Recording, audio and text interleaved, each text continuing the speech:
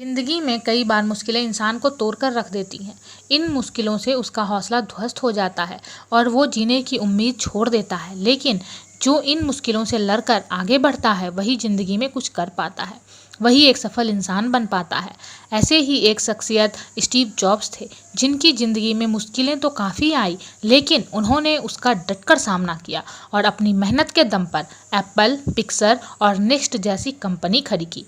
आज उन्हें एक सक्सेसफुल बिजनेसमैन के रूप में तो देखा ही जाता है, साथ ही उन्हें उनके जीवन के संघर्षों के लिए रोल मॉडल भी माना जाता है।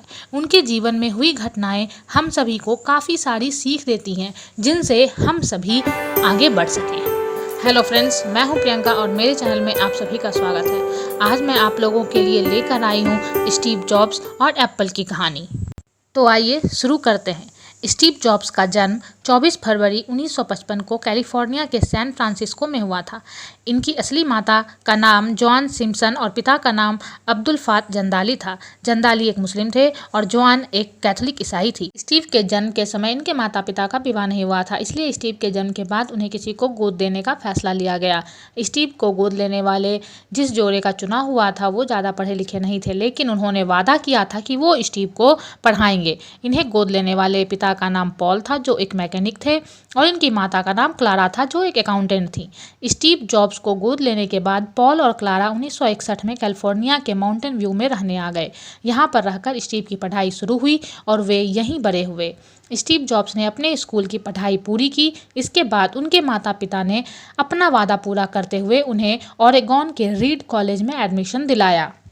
ये बहुत ही महंगा कॉलेज था। अपने बेटे की अच्छी शिक्षा के लिए पॉल और क्लारा ने अपनी सारी जमा पूंजी कॉलेज में लगा दी थी। इसी कॉलेज में वे क्रिस्तान बेनन से मिले, जो बाद में उनकी पत्नी बनी। कॉलेज में पढ़ाई के दौरान उनका मन नहीं लगता था। उन्हें लगता था कि वे कॉलेज में अपना माता पिता के पैसा बर्बाद कर रहे हैं और समय बर्बाद कर रहे हैं। भविष्य में उन्हें इसका कोई फ़ायदा नहीं मिलेगा। उन्होंने कॉलेज छोड़ने का फैसला लिया। स्टीव ने कॉलेज छोड़ने का फैसला तो लिया था, लेकिन फिर भी कॉलेज जाते रहे, सिर्फ कैलीग्राफी सीखने के लिए। स्टीव जॉब्स ने कॉलेज में रहकर कैलीग्राफी सीखी। साल 1972 में अटारी नाम की एक वीडियो गेम कंपनी में काम करने लगे। वहां भी उन्होंने 2 साल काम किया और उनका मन नहीं लगा। साल 1974 में उन्होंने कुछ पैसे इकट्ठे किए और भारत घूमने के लिए निकल गए। यहाँ वे 7 महीने रहे। इस दौरान उन्होंने बुद्ध धर्म के बारे में जाना, दिल्ली, उत्तर प्रदेश व हिमाचल प्रदेश घूमा और 7 महीने बाद वापस अमेरिका लौट गए। इसके बाद स्टीव ने फिर से अटारी को ज्वाइन किया और अपने माता पिता के साथ रहने लगे। स्टीव जॉब्स अटारी में काम करने लगे थे और उनकी दोस्ती वोजानियाक से भी थी, जो इलेक्ट्रॉनिक में बहुत रुचि रखते थे।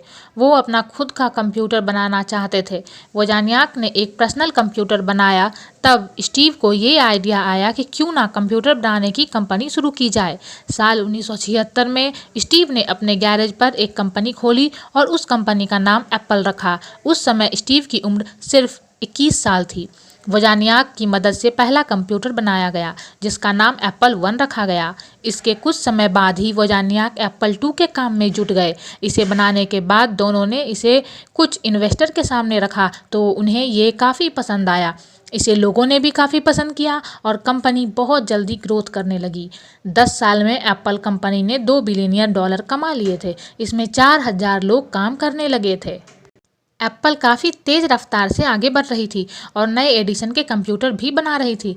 स्टीव जॉब्स ने अपनी पूरी मेहनत से मैकिन्टोश को तैयार किया था और इसे लॉन्च किया। इससे काफ़ी सफलता मिली। एप्पल की सेल भी काफ़ी बढ़ गई थी, लेकिन एप्पल ने एक गलती की। उसने अपने कंप्यूटर बनाने का कंसेप्ट को किसी से भी नहीं छुपाया और उनकी देखा देखी और भी कंपनियां कंप्यूटर बनाने लगी। एक तरफ जहां एप्पल के कंप्यूटर की कीमत कुछ ज़्यादा थी, वहीं दूसरी कंपनियां जो एप्पल को देखकर कंप्यूटर बना रही थी, वो कंप्यूटर को सस्ते में लॉन्च कर रही थी। इसका असर एप्पल की सेल पर हुआ और इसका जिम्मेदार स्टीव जॉब्स को ठहराया गया।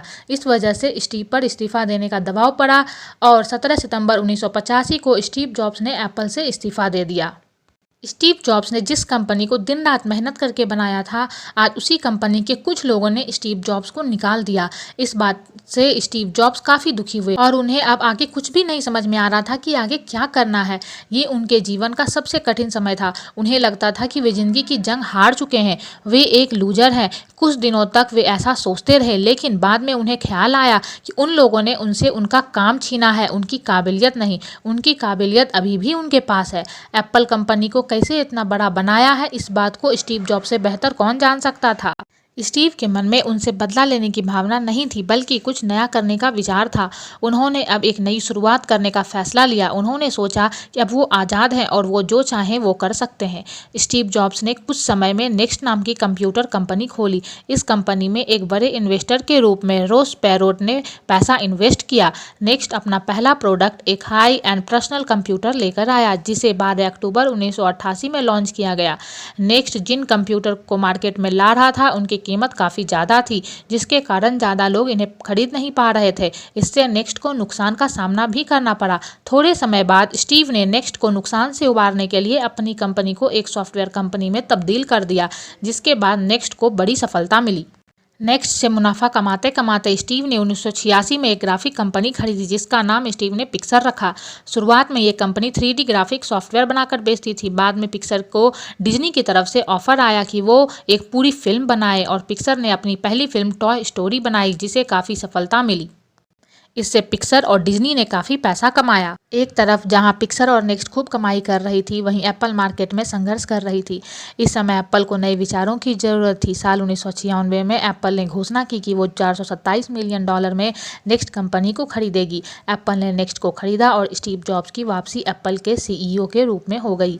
स्टीव जॉब्स ने एप्पल में आते ही उसकी स्थिति को संभालने का काम किया। उन्होंने कंपनी के बहुत से नए प्रोडक्ट जैसे आईपॉड, आईट्यून लॉन्च किए। ये दोनों ही प्रोडक्ट मार्केट में काफ़ी सफल रहे। इससे दुनिया के सामने एप्पल की नई इमेज बनी। इन सभी के बाद साल 2007 में एप्पल कंपनी अपना पहला फ़ोन लेकर आई, जिसने मोबाइल की दुनिया में क्रांति ला दी। ये फ़ोन लोगों को इतना पसंद आया कि ये आते ही बिक गया। इसके बाद तो आप जानते हैं कि आज तक आईफोन की किस कदर दीवानगी है। स्टीव जॉब ने जिस तरह का संघर्ष अपने पूरे जीवन किया, उस तरह के संघर्ष अपनी मृत्यु के समय भी किया। साल 2003 में स्टीव को कैंसर जैसी भयानक बीमारी के बारे में पता चला।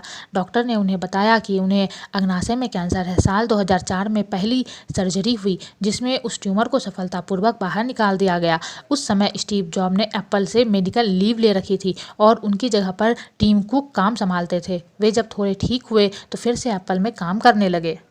साल 2009 तक वे बिगड़ी हालत के साथ एप्पल में काम करते रहे। उनका स्वास्थ्य इतना खराब हो चुका था कि लीवर ट्रांसप्लांट की नौबत आ गई थी। अप्रैल 2009 में उनका लीवर ट्रांसप्लांट ऑपरेशन हुआ। उन्होंने कुछ समय आराम किया और 2011 में फिर आकर एप्पल में काम करना शुरू कर दिए। स्टीव को अपने काम से बहुत प्यार था और वे अपने काम को अपने स्वास्थ्य से भी ऊपर मानते थे। यही वजह थी कि खराब स्वास्थ्य में भी वे एप्पल में काम करते रहे। साल 2011 में उनका स्वास्थ्य काफ़ी खराब हो चुका था। 24 अगस्त 2011 को उन्होंने एप्पल से इस्तीफा देने की घोषणा की। उन्होंने लिखित तौर पर इस्तीफा दिया और अगले CEO के रूप में टिम कुक का नाम सामने रखा। आगे चलकर टिम कुक को ही CEO बनाया गया। स्टीव जॉब्स की हालत काफ़ी ख़राब हो गई थी। उसके कारण 5 अक्टूबर 2011 को कैलिफोर्निया के पालो ऑल्टो में उनकी मौत हो गई। स्टीव जॉब्स का जीवन संघर्षों से भरा था। उन्हें सफलता तो मिली, लेकिन काफ़ी संघर्षों के बाद। जिस सफलता को उन्होंने पाया, उसके लिए उन्होंने खुद मेहनत की। अपनी स्पीच में वे कहते थे कि आप ज़िंदगी में कुछ अलग एक्टिविटी या कुछ अलग ज़रूर सीखें। आपको पता नहीं कि ये आगे चलकर कब आपके काम आ जाए, इसलिए अपने नॉर्मल रूटीन के साथ कोई ना कोई अच्छी आदत ज़रूर डेवलप करें। स्टीव जॉब्स ने भी अपने कॉलेज के दिनों में कैलीग्राफी सीखी थी, जो कंप्यूटर बनाने के दौरान एक नए फ़ॉन्ट बनाने में उनकी काफ़ी काम आया। धन्यवाद। अगर आपको वीडियो पसंद आया तो वीडियो को लाइक और चैनल को सब्सक्राइब ज़रूर करें।